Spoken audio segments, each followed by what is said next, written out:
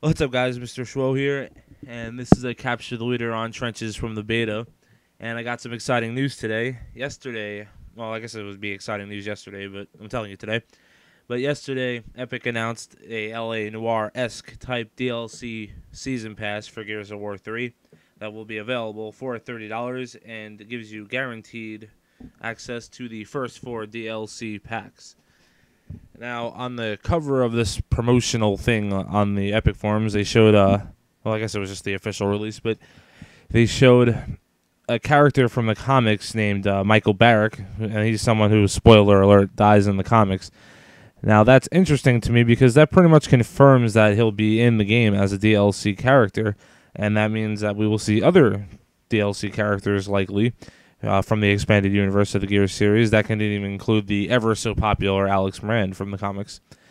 And I think that's pretty cool. And Rod Ferguson on his Twitter said that it's going to be campaign, horde, beast, and multiplayer DLCs. So they're really going to town with this game. They're not just going to cater to one crowd or the other. Like, they're not just going to give multiplayer maps, for the multiplayer guys and the horde guys. They're apparently going to do campaign DLC and beast specific DLC. I wonder what that even would be. I guess new creatures for beast mode, maybe. I mean, I don't want to say that, but I mean, you got to at least speculate it. Maybe we'll get to play as the Reaver or something like that. That'd be pretty cool. But this got me to thinking, like, what maps do we all want to see back for Gears 3? If you guys know what you want to see, leave your choices in the comments below, and I'll share with you mine.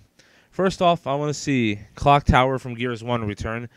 Now, that Clock Tower was it was actually kind of similar to Trenches shape wise, and you each start off on like a horseshoe kind of setup where you would come out of spawn and meet in the middle. But actually, it was pretty much the exact same map now that I think about it. But it was cool. It had really good elevation, which was something you didn't really see a lot of in Gears 1. Some interesting lines. It's like up top you had a sniper rifle and a hammer burst, actually. And in Gears 1, the hammer burst was a pickup on the map and also fired in a burst. But anyway, you could snipe down to boom shot. It was a pretty good balance map. There was a little area underneath the high side, like literally underneath it, where you could pick up frag grenades, and you could bring that back, have that swap with incendiaries. Maybe the hammer burst spawn up top. What would you do with that? I mean, obviously you could have sniper and torque switch, and like boom and digger down low. Not sure what you would do with the Hammerburst spawn. I guess you could just maybe throw in like a flamethrower or something like that. But I think with the boosted power of the assault rifles, that Clock Tower would be a great place to feature that. As I felt like it was the one Gears 1 map where the Lancer actually made a difference.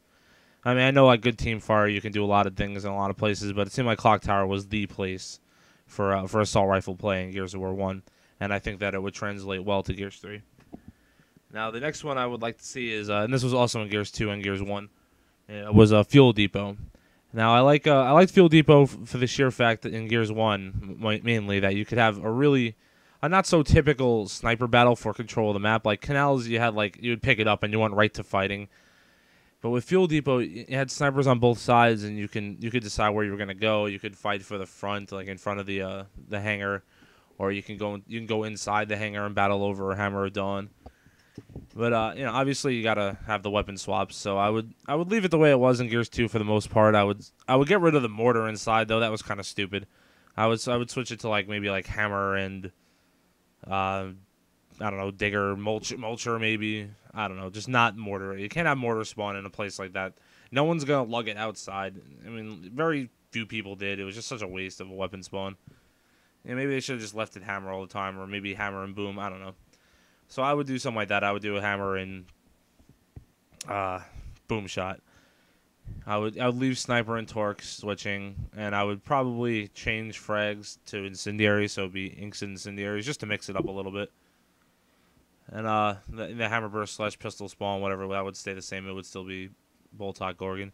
That's another map that I think will just do well in any Gears game. It's just great. It's a smart design. The layout's good. It allows for a lot of flanking opportunities. There's a lot you can do with it, and I think, I mean, personally, I think that all the maps they brought back from Gears 1 and put in Gears 2, they should put in Gears 3, but that's another story for another time. So I think Fuel Depot would translate really well. The next one I'd like to see is Bullet Marsh, and a big part of Bullet Marsh's issue in Gears 1 was that it seemed like it was built for Gears 2. It just didn't play well with a 4v4. I think 5v5 it would make a lot more sense. Security from Gears 2 I want to see back. Maybe just get rid of the laser gimmick and all that, because that was another really well designed map, and I got to speed this up because I'm running out of time here. But the last one I want to see is Raven Down. Now, I know Raven Down kind of kills assault rifle play, but in a game where we finally have a consistent Gnasher and the introduction of the sawed-off, why not Raven Down? Like, every game seems to have that little tiny map that's just full of action. So why not bring back Raven Down, have an all-out Gnasher fest, let those people play that map. There are a lot of people out there that like that.